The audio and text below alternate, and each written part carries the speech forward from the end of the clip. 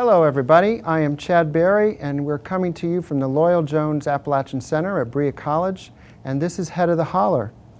Today I'm really privileged to have as our guest poet, teacher, scholar, activist, novelist, playwright, songwriter, Kentucky's own George Ella Lyon. George Ella, it's really nice to be here with you, and welcome to Berea College and Head of the Holler. Thank you, it's good to be here. So today I was on your website. It's a wonderful website, by the way, and I learned that we had at least two things in common. One is Indiana University is an alma mater, which I think is okay to say in the Commonwealth, and the other is our love of caramel icing. Oh, that is pretty primary. Yeah, I think that's a good connection. So I'd like to start off by asking you to tell us a little bit about your childhood in Harlan County. Well, I grew up down below Loyal in a little housing development called Rio Vista. Why the Spanish, I don't know.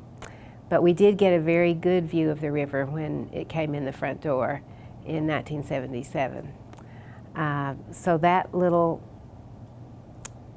neighborhood is between the railroad and the mountain and the river, like so many Appalachian settlements. All four of my grandparents lived in Harlan and were big influences on my life. And my parents were readers. And my papa, my daddy's father, was a house builder. And he built the house I grew up in. And my parents' request was that it have a library. They were both first generation in their family to finish high school and go to college, and they loved books. So over the garage, Papa built a library, and I grew up in a house full of books, and so that's a crucial thing. And the stories that people told, both grandparents and parents and neighbors. Now you talk fondly about your grandmothers in particular, but they were different women. Oh, extremely different. The idea that both of them had to have the same job, which was to keep house and raise children, is enough to start the women's movement right there, because they were so very different and had very different energies and very different gifts, but they were expected to do basically the same thing, and only that. So I studied them. And their names were? My mother's mother was Ruby Mae Lane Fowler, and my daddy's mother was Josephine Wilder Hoskins. You've written or said that where you're from is not who you are, but it's an important ingredient. Talk about that. Well, I feel that the mountains are my voice place, and it's where my primary stories come from, and the experiences of both sides of my family. And the woods are still the place that I am the most at home. The woods, I would say, in the library. That's probably the places that I feel the most peace and wholeness and possibility. But I'm also a citizen of the world, and I was brought up to be that. And so it's in the larger context that I draw. It's from the larger context that I draw as well. I remember years ago, 1982, I was going to a Virginia Wolf conference in West Virginia. And I can't tell you how many people said to me, a Virginia Wolf conference in West Virginia? Do they read Virginia Woolf? I got so tired of hearing this and the attitudes behind it, that people in the mountains wouldn't know about Virginia Woolf, that I finally said, oh, well, it's West Virginia Woolf. It's astonishing. Yeah. But you know the story. I do. Yeah. So, in some level, I'm wondering, what do you think made you a writer? And by that I mean,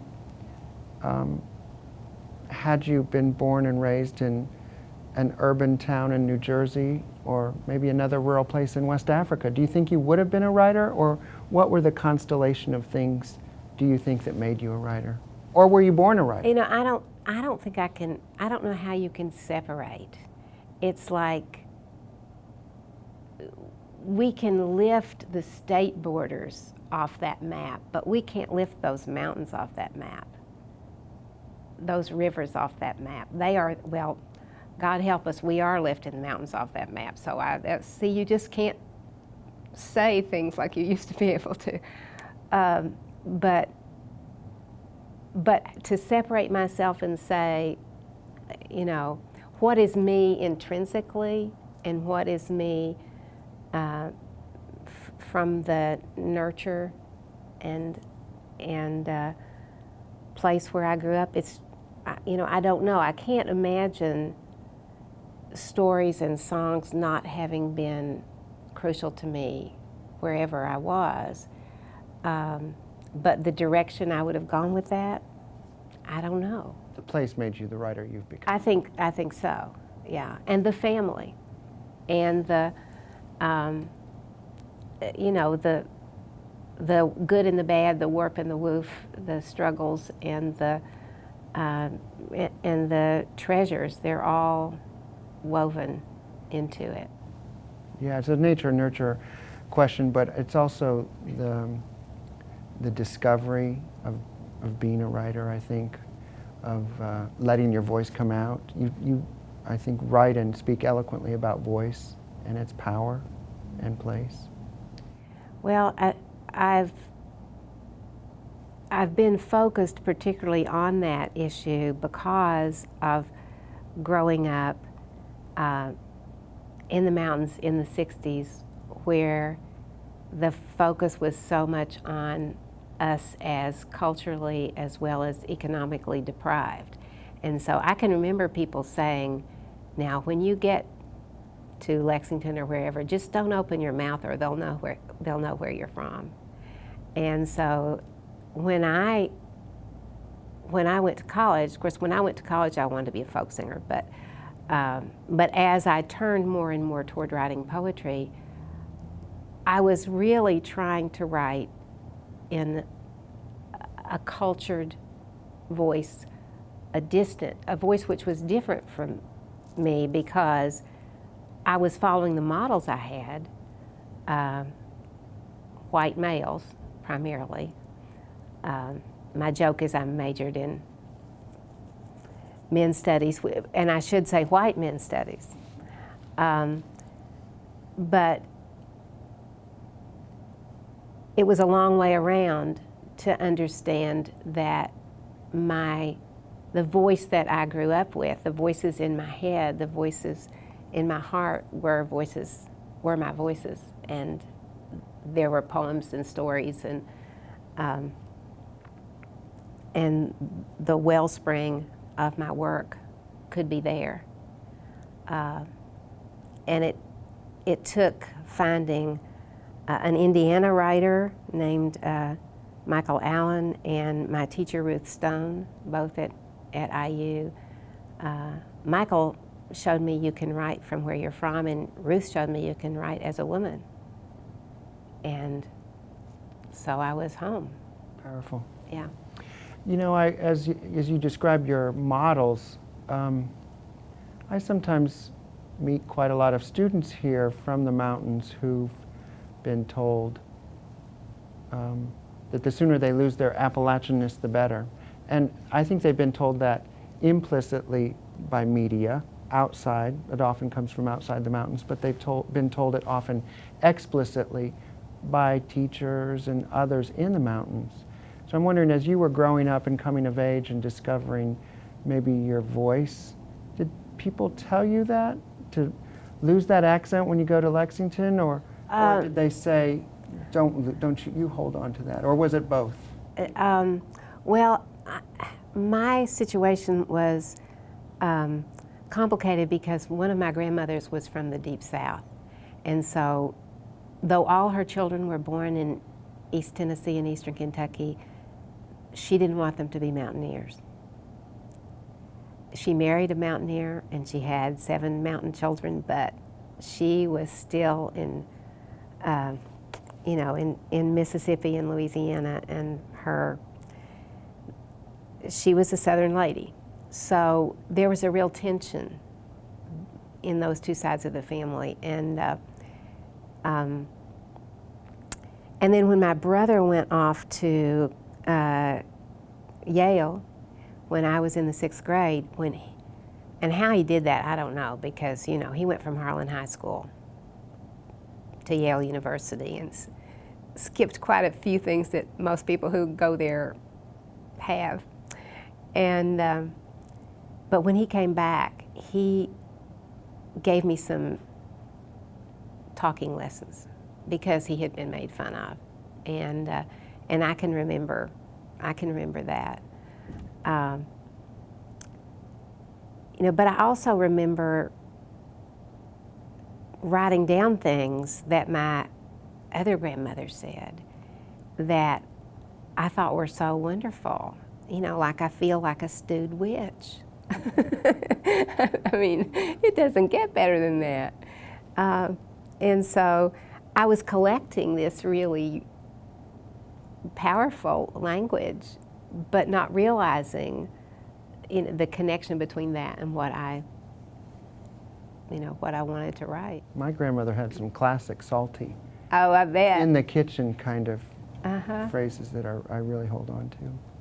So talk about how you, looking back in your life in the mountains, how do you think the region, maybe Harlan County or Eastern Kentucky or Appalachia, whatever, how do you think things have changed? Oh my goodness, they've changed tremendously in Harlan County. For the better? I would say in some ways for the better and in some ways for the worse. I mean, as you know, the drug problem is tremendous. The unemployment is huge. The little town of Harlan itself has lost its downtown. Or Wallens? Wallens, it's gone. Sad. And people are struggling, and that's there's always been the roller coaster tied to the coal industry and partially the timber industry too, but it's at a real low now, and when I was growing up,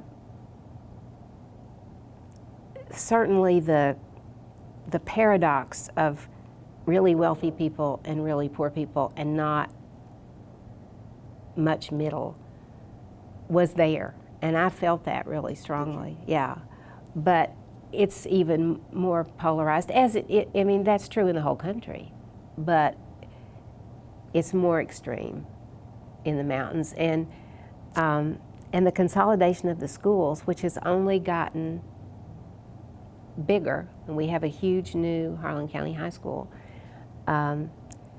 has broken those little communities. And the people there did not want it, but they couldn't get funding to remodel and strengthen those individual schools. And so the mandate came down, despite what citizens know, despite what research tells us. You want safe structure, you want a better building, you want to keep going, you consolidate. The school consolidation issue is really vexing, I think, for Central Appalachia. West Virginia communities are being, rent by it, and it's really quite sad. Plus the bus rides for kids, who even in Harlan, who live up, by Cumberland or Benham or Lynch or something. They have a long bus ride. Even if they live up in the Holler and have to get to the main road to get on the bus. Yeah, which also means that those kids cannot do things after school their parents can't come in the evening, most likely, so they're really further cut off, by that. And then there's the whole issue of mountaintop removal and what it's doing to the environment and the lives of people. And there's not, it's like, it's eroding into Harlan County, but it's all around. We've skirted around the issue of when you became a writer, which I think is often a tired question that writers must have to answer all the time. What about when you became an activist? When do you think you did become an activist? Well, I was in college in the 60s, so I was part of the anti-war movement and part of in Danville, the free preschool movement, and the picketing to integrate the barbershop movement. So, but before that, in high school, if I could have found anybody to protest with, I would have been doing it. I mean, when Pete Seeger came to Harlan County to perform at the Kingdom Come Swappin' Meeting, which my mother helped start. My mother was a very community, strong presence in the community, and worked for all kinds of important developments, and that was one of the things that she worked on. And so when Pete Seeger came, I was right there. The FBI too was there, but and my boyfriend and I had a singing thing, and but I wanted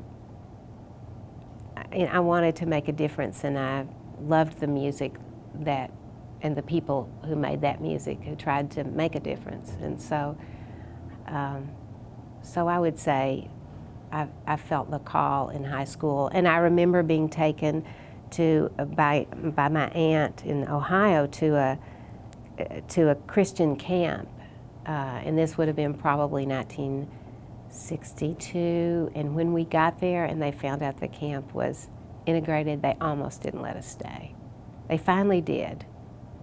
But I was right on the cusp. My high school was integrated when I was a sophomore. So all of that was happening, and awakening to me, for me. So let's talk about your writing. You have been incredibly prolific. Almost 40 things, books, and poetry and playwriting and novels for all ages. It's really quite remarkable. Well, I have been blessed, and I have worked hard, and I've had a lot of very fortunate things happen to me. A lot of family support, and my husband Steve, who is a musician and a writer, has been really involved in raising our kids, and our working together has made a lot possible that wouldn't have been otherwise. Not to mention living with another creative person, who understands and wants to talk about the things that really matter. And I wanted to introduce you intentionally as all those things: poet, teacher, scholar, activist, musician, novelist, playwright, songwriter. I imagine you were out on the road a lot when your sons were growing up, and so. Yeah, I tried not to be gone overnight more than once a month. That didn't always work out, but that was my standard. But once I quit teaching in the academic semester and began to do more schools and conferences and teacher workshops, then it's kind of the migrant worker thing. Sojourning, really. Yeah, isn't it? yeah.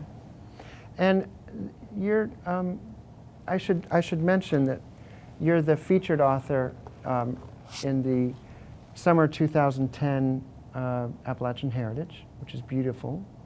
And you'll be doing a reading at Berea. But in this Appalachian Heritage, the article about you and even the article that you write here talks about your spiritual dimension. Maybe you could say something about that as a writer. Well, for me, writing is a spiritual practice. And it's when I feel the most in touch with, well, it's not the most in touch, but it's when I feel in touch with the mystery of it all.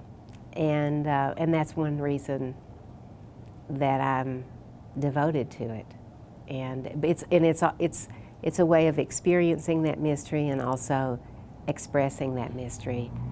I forget who it was who said that poetry is a way of putting something around the unsayable, and the sacred, in the heart of the sacred, is that we're trying to express.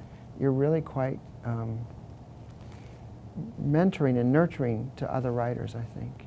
Well, thank you. It seems really important to you. It is really important to me. It really is part of what I feel called to do. And I think that something can happen in a workshop that's like what happens in the best moments in writing, when something is added that you could not give it. And it's the energy and the openness to that which moves us that everybody brings together. And so things are possible, and that's a very, that's a precious place to be. And I've had some wonderful teachers, including Kathleen Hill Sterling when I was in high school, Roberta White and Paul Cantrell at Center College, Ruth Stone at Indiana. So I've had lots of mentor teachers as well. And I sat in Jim Wayne Miller's workshop at Hindman. Yeah, I wanted to mention Gurney's workshops I've been in. So I'm always learning from teaching and about teaching. We have several minutes left, but I want you to describe one of the new things that is coming out this year. I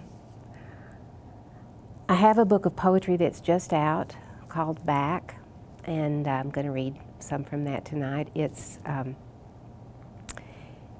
a collection of monologues in voices of people from all different places and all different times, across cultures.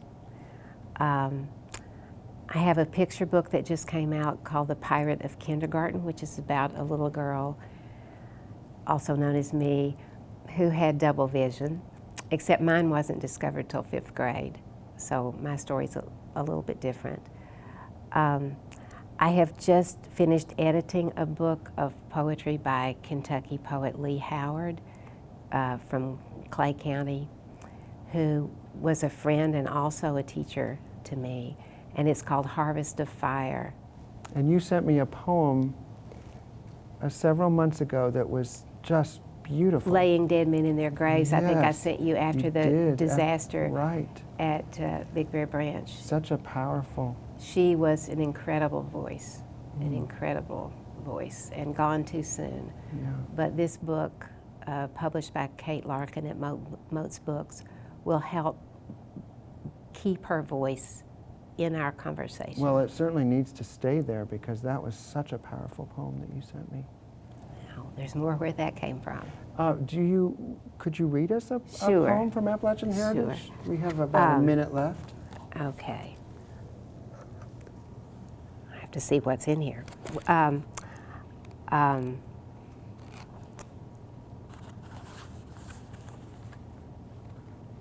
Well, this is called Receiving, and since I opened to this one, I'll read it. And this is about being a new mother. So it would be for my son, Ben. I had no idea how to hold a baby. Forget instinct. It doesn't feel like it looks. And you were a squirmer and wouldn't stay swaddled. Receiving blankets, we called those cloths you threw off, as though we'd held them stretched beneath stars while you fell from heaven. In the yellow one with rabbit stamped on, I wrapped you for our first trip out. You wriggled and stretched and fought with fists when I held you in the crook of my arm. Laid on my shoulder, you bellied around like a snake.